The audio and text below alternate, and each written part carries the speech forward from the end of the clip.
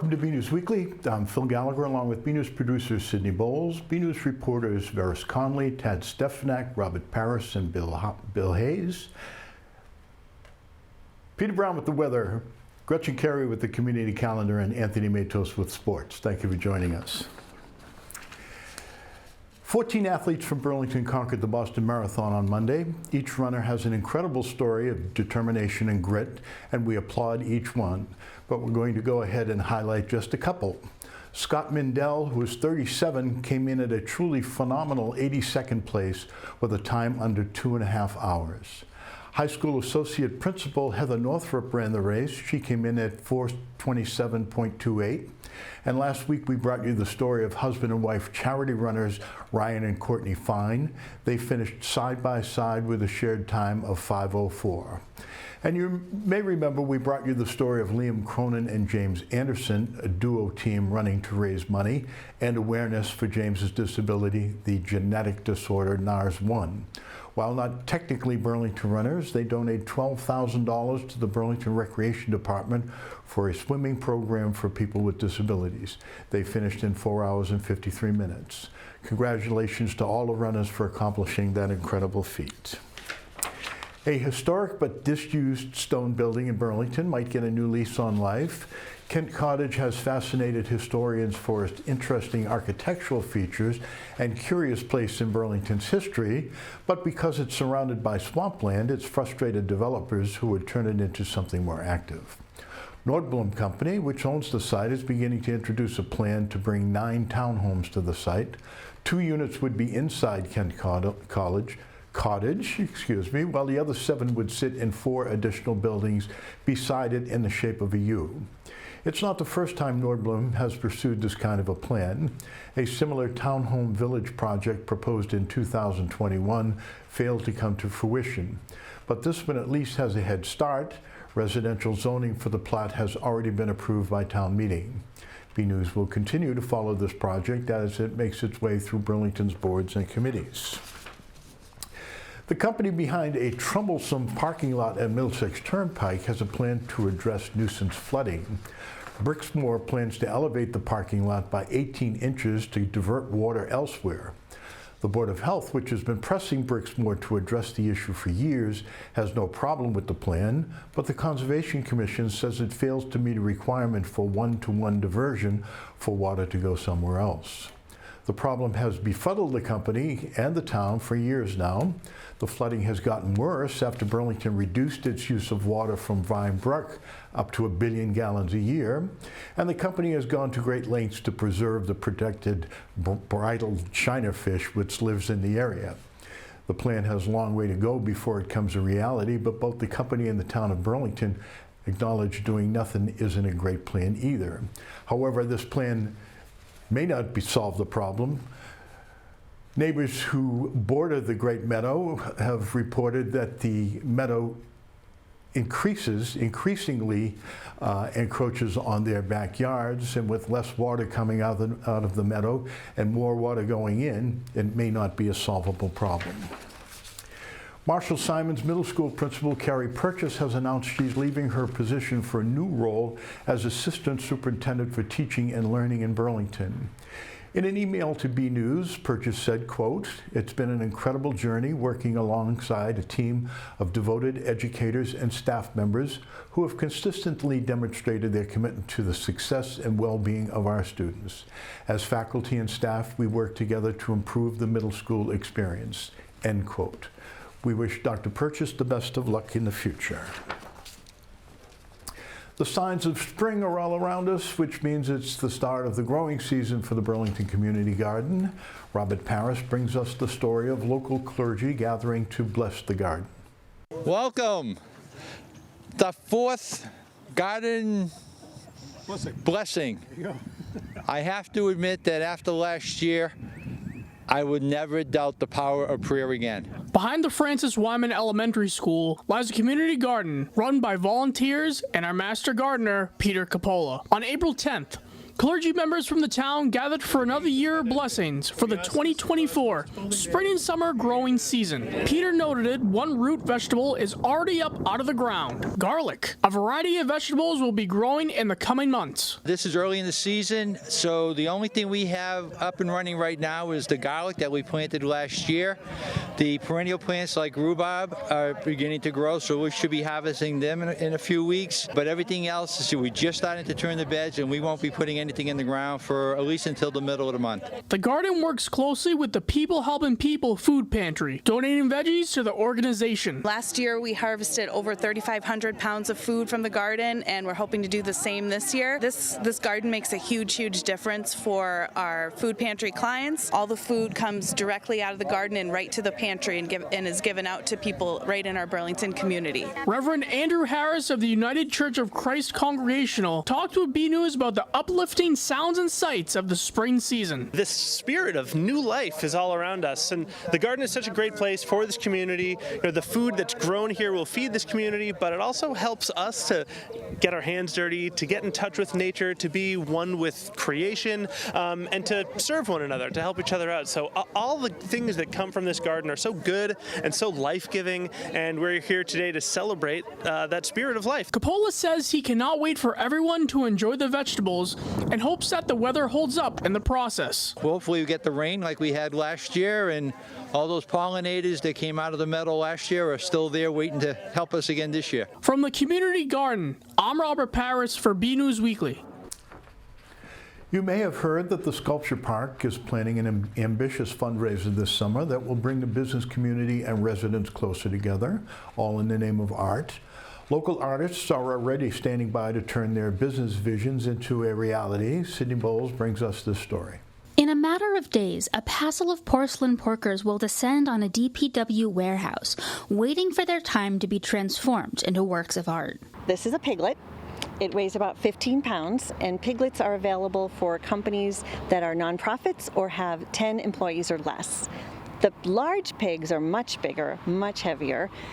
They are about 5 feet long, about 3 feet high, and they will go for a sponsorship of $2,000 plus the cost of painting. So that's generally been sponsored by much larger companies. We've compiled a list of artists who are standing ready to paint pigs to represent the business or the industry and bring to life the vision of the companies that are sponsoring. So I'm actually working with Moby Cabinets in Billerica, so I'm going to be painting the pig for them. We're thinking about doing like a woodworking theme, putting a tool belt on it, just experimenting in that sense. Local artist Catherine Lecomte Leche is not only designing a pig for a local company, but she's coordinating with the Sculpture Park and other local artists. Barbara asked me to help find some other local artists, so because I'm at the Umbrella in Concord, I was able to ask some artists there to get involved, who are all also local from Billerica, the surrounding area, Concord, and things like that.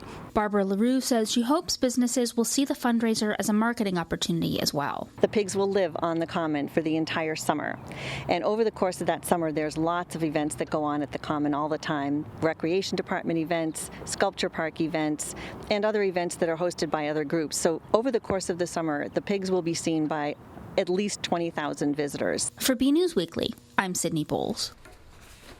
It's not easy being green, but the actors behind the BHS Theatre Department's production of Shrek the Musical are giving it their best shot. Reporter Veris Contley takes us behind the scenes to see how these students are bringing the beloved fairy tale to life. This year, Shrek is leaving the swamp and heading to the Fogelberg Performing Arts Center. The Burlington High School Theater has come together to put on Shrek the Musical for this year's production. With one of DreamWorks' most popular IP taking center stage, the students were excited to be a part of such an iconic story.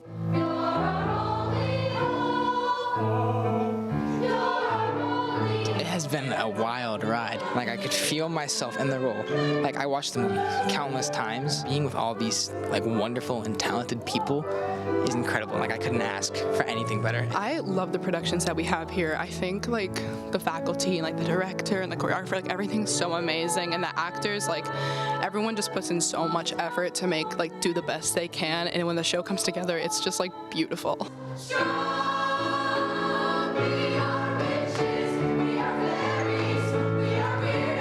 I really like like how light and comedic this character is. The past 3 shows that we've done here have been like on the darker side with Into the Woods, Chicago, and Addams Family. The spirit is really, really comedic and light and funny, but it definitely has like great messages about like inner beauty. I think that that's something that's really, really special. The production staff leading the students are eager for audiences to come and watch the performance. They hope attendees will take away the important message embedded within the story. The message for Shrek, you don't have to be pretty to be beautiful. That's a line, from the show. And I think that acceptance and of all people, and no matter what they look like, that was one of the things that drew us to the show. It's really going to be an enjoyable experience, again, for little kids, for seniors, and everyone in between. I think this is a perfect show for right now and the way things are in the world. The great message of Shrek is to be true to yourself and be an individual and not to judge people by what they look like and what their story is, and to let your own inner freak come out and enjoy the wonderful things that you are. Be sure to grab your tickets for the show, as they'll be performing on April 26th through May 5th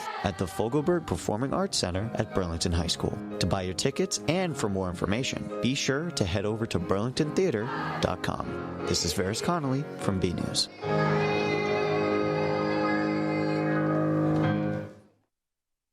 I can't wait to see Mr. and Mrs. Shrek in costume. A long-running BCAT production has hit an incredible milestone. These Old Farts, hosted and produced by Bob Krieg, recently aired its 200th episode. They marked the occasion with their first episode filmed back in the studio after being remote since the start of the COVID-19 pandemic. We have 3 people in studio, Pat Moreno, Paul Vina, and myself, Bob Krieg, and 1 or maybe 2, we'll find out eventually, on Zoom. Definitely, I'm on call. So if things get a little complicated, please forgive everybody, including the BCAT staff. We haven't done this before. Congratulations to those old farts. You may have heard about Burlington's vernal pools, but what exactly are they? Tad Stefanak brings us more. Vernal pools are an essential breeding habitat for wildlife species going all the way up the food chain. The Burlington Parks and Recreation Department offered a walk at the Mill Pond Conservation Area to learn about and explore vernal pools. Oftentimes they're called wicked big puddles. There used to be a book or something that called them wicked big puddles. And basically what they are, it's depressions in the woods. And it gathers water through groundwater, surface water, especially in the spring after snow melt. And then in the summertime, oftentimes you can't even tell that there was surface water here unless you look very closely. So what makes them a vernal pool is that they're isolated. They're not connected to another bigger water body like a river or a stream or a pond or a lake. If it had fish in it, the fish would eat all the eggs. So it's a strategy that they've developed to lay their eggs in a place where there's no fish. So it's a perfect place, and their eggs have to hatch before it dries up, and the young have to morph into their next stage before it dries up. This water is crystal clear. Right now, if you come in the summertime, it's probably not going to be quite so crystal clear as it heats up and things start to degrade a little bit. And those leaves are so important to vernal pools, right? So when we certify them, you're supposed to put down what the canopy cover is. When you have decent canopy cover, that means that they'll probably hold water a little bit longer because it doesn't get direct sunlight and dry up. It also, the leaves and the branches and all these things that fall into that pool that we always think look so messy is like the best. It's shelter, they attach their eggs to the vegetation. If you had no vegetation in this pool, you wouldn't have any eggs, because there's nothing for them to attach their eggs to. There's another animal that lives in vernal pools. It's called a fairy shrimp. It's something that can live no other place but in a vernal pool. I'm hoping that I'll find one today. They're very difficult to find because they're little. They're only like maybe about that big, but it's a freshwater shrimp. And whenever you have water, you have life. These habitats are habitats that are becoming more and more rare because they're important. They serve a lot of functions. We lose them. We lose a lot of important critters, that live in the woods, that eat the leaf litter, all part of the ecosystem.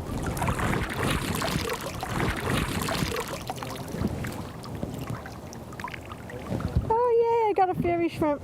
Oh, my goodness, I have more in here. Oh, yeah. See them, those little things? Aren't they cute? Look at swimming around. Adorable. Yeah, look at that little guy going. This is a caddisfly larvae. Oh, I wouldn't have said that was anything personally. Yeah, so inside there's like a little worm, a larvae, and they build this cocoon with all the material that's inside the pool, and they live in it. Okay, let's see if we can find some eggs. Oh, here's eggs right here, for Pete's sake. But I brought one out. The one that's green, those are tadpoles. And you can see already that green algae that's kind of gone around them already. But they'll eat that. That's really good. When they hatch, you'll see them all swimming around. So all those tadpoles are just about ready to hatch.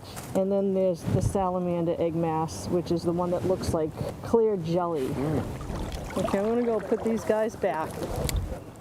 And I have to wonder, you know, we've had that really hard rains and the sleet and everything, if it had any impact on the eggs, like being hit. Because I would expect them to look a little better than what they do, you know? Learning about vernal pools is a fun way to get outdoors and a great way to keep an eye on nature. Up next, former Burlington Police Chief Fran Hart has had an incredible second career as the founding member of the Beatles tribute band Forever Fab. He shared his experience and knowledge recently with the Burlington Historical Society. Volunteer reporter Bill Hayes takes us there. The Burlington Historical Society recently hosted Fran Hart, a founding member of the Beatles tribute band called Forever Fab. Hart, the former Burlington police chief who retired in 2010, spoke for over an hour on the iconic band, offering insight into each of the band members and the impact the band had on the music and the culture of the 1960s. The Beatles had its origins in 1957, but it wasn't until 1962, when Ringo replaced Pete Best, that the Beatles, as we know them, had members John, Paul, George, and Ringo. As you can imagine, the Beatles are playing a lot. They're playing sometimes 2-3 shows a day. And they run into people that they make friends with, and one of them they make friends with is Ringo. He's in a group called Rory Storm and the Hurricanes. And one day, Pete's sick. And they say, hey, can you fill in for Pete? Ringo says, sure. And a couple of months later, they decide to fire Pete. 2 days later, they hire Ringo. And as of August 18th, 1962, we have the Beatles as we know them, the four guys. Hart suggested the Beatles had 3 pivotal albums that showcased their superior talent. The first was Rubber Soul. It was their first album with no songs from other artists used to complete the album. It was also the first time the Indian instrument sitar was used on a pop record. The second was Revolver, where you can see the variations of music style by the 4 writers, George, Paul, John, and Paul and John together. The third pivotal album was the Sgt. Pepper's Lonely Hearts Club Band. This was the first album to win Rock Record Album of the Year. We asked Hart how the tribute band came to be and how popular the band is in its 12th year of playing the songs of the Beatles. 3 of us came from Burlington High School, Bobby Hinsman, Kevin Dooley, and I. They were in another band with this 4th guy, Phil Donovan. They were doing classic rock, and I was doing some Beatles stuff on my own. They came to see me one night. That night they came and they sang with me, kind of acoustic style, and we were in a little coffee house. And after that, a couple of days later, they said, would you be interested in doing a Beatles side project with us? I said, yeah, don't have to ask me twice. And it was envisioned as a side project, but we made it into a full-time band pretty much the first 7 or 8 years. And now we do a select period of the year. We do mostly summer concerts. But we still have a lot of shows every year. Right now we have 34 shows planned for the summer. The band will play in town 3 times this summer. On August 6th on the town common, and on July 12th and August 16th, they will be at the 3rd Avenue Concert Series. For more information on the band, check out their website at foreverfab.net. For BNews, I'm Bill Hayes.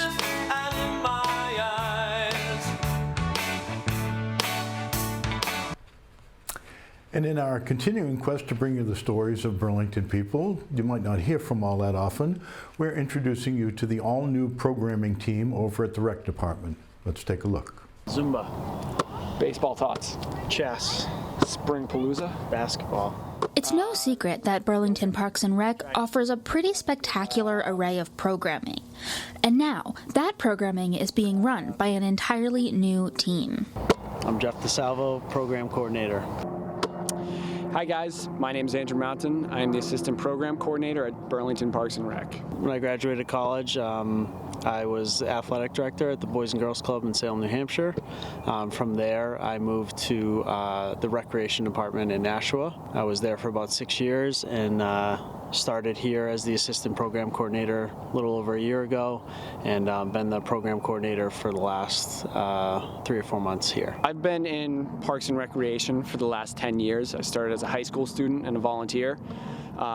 Strictly in child development, working in after-school programs, and then went into summer camps. From there, when I went to college, I studied communications, and I was still working in recreation. When I got out of college, I was a camp director, and then I actually made my move to the North Suburban YMCA in Burlington, where I was an after-school site director. And then I had the opportunity to come to Burlington Parks Recreation, and seemed like a no-brainer. So Gotta note that Funko Pop cameo in Andrew's office. Famous Parks and Rec professionals, Ron Swanson and Burt Macklin, FBI. Pick up basketball. Some winter basketball. Pickleball. There's even some ideas for brand new programming that's sure to draw a crowd. We used to run a big princess event called the Fairy Tale Festival in Nashua, so maybe looking to bring something like that here would be great. We're excited to have both Jeff and Andrew on. Having a whole new program team definitely brings in new energy into the department. And, we were sorry to see Jesse Hampson leave, but did open an opportunity for Jeff to move up to program coordinator and us to bring in someone new into the assistant program coordinator position. And like I said, the energy is excellent. Having, new ideas and fresh energy is always good. Helps keep everyone moving in the right direction. Pilates. Mommy and Me Dancing.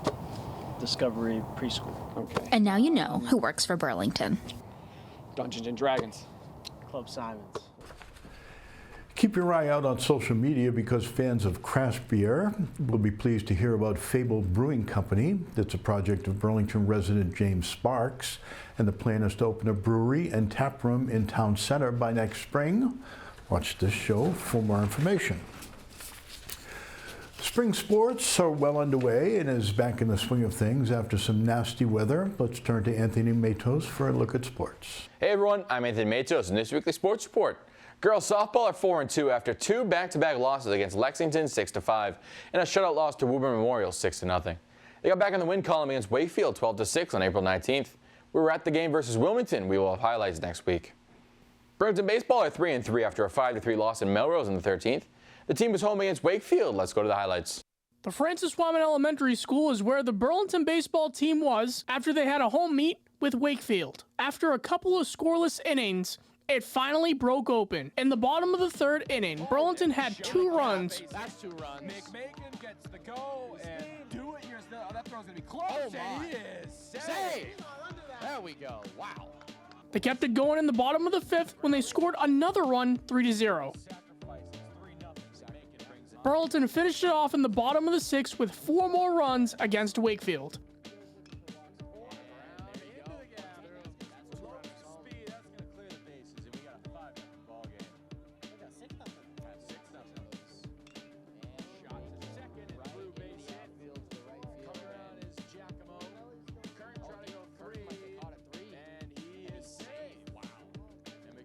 The Devils went home happy with a shutout victory of 7-0. As of this taping, the results have not been posted in the game versus Wilmington on the 19th. Girls lacrosse dropped to 2-3 after a 9-4 loss to Pilrica on April 16th and a 13-6 loss to North Andover. Burlington travels to Boston Latin on April 19th. Details next week. Boys lacrosse even their record to 3-3 after a 6-5 loss to Dracut on April 16th and a 13-11 win versus Westford Academy on the 18th. Browns will compete in Waltham on the 19th. More to come in next week's sports report. Girls and boys tennis are both 3-1 this season and will return back to action on April 22nd against Wilmington. Girls track got their first win of the season against Wilmington on April 17th, 81-55, and are now 2-0. The boys also swept Wilmington, 108-28. The teams will have another home meet on April 23rd with Melrose. Boys volleyball is 3-3 after a 3-0 win over Wakefield on April 11th and a 3-2 loss to Billerica on the 18th. Burlington will be at home versus Arlington on April 23rd. We will be there for BCAT's Game of the Week. Check it out on our BCAT TV Facebook page at 5:30. Unified basketball will begin next week with their season opener against Melrose on the 22nd. For more double action, go to bcattv.org/sports or check out our Twitter page at BNEWS Sports. It's all for now. I'm Anthony Matos. Back to you guys in the studio. Now it's time for a look at the weather with Peter Brown, and stay tuned for your community calendar with Gretchen Carey. Well, hello everyone, this is Peter Brown with a look at your weather for the next 7 days. Here we are heading in towards the third week of April. I know it's hard to believe that we are that far into spring already. And starting out our period, we should be seeing temperatures at this time of the year in the low 60s. And unfortunately, for those of us who really love the warm spring weather, this isn't going to exactly be the nicest 7-day period coming up. Looks like it's going to be fairly cool out there, especially for late April standards. And as we get in towards the latter portion of next week, getting in towards the end of our period, our average high should be in the mid to upper 60s, and we're probably going to be a good 10 degrees cooler than that. Not talking about any winter weather, but definitely no real knock it out of the park warmth out there. So as we go ahead, let's take a look at what the Climate Prediction Center is calling for us in terms of temperatures and precipitation over the next 7 to 10 days. And looking at our temperature map, yes, unfortunately, they are calling for us to have a chance of below average temperatures, so that's going to keep all of those trees and flowers in check, at least for the next week or so. And looking at our precipitation chances, it actually is going to be fairly dry out there, even though we're going to see the chance of some light showers a couple of days next week. Doesn't look like we're going to have too much out there, nothing heavy, nothing steady, so fairly dry and comfortable.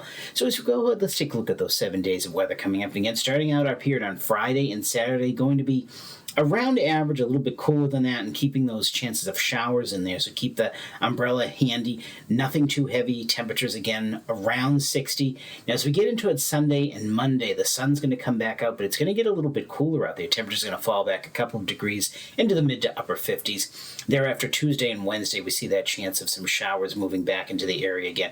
Our temperatures, again, staying average, and by the time we get to Thursday, the sun's peeking out, but unfortunately, it doesn't look like any warmth is on its way this week. Temperatures are going to be hanging out in the mid to upper 50s for most of the period. So everyone, get out there, enjoy the weather, and have a great week. Hi, I'm Amy Poehler, and you're watching BCAT. Go Red Devils.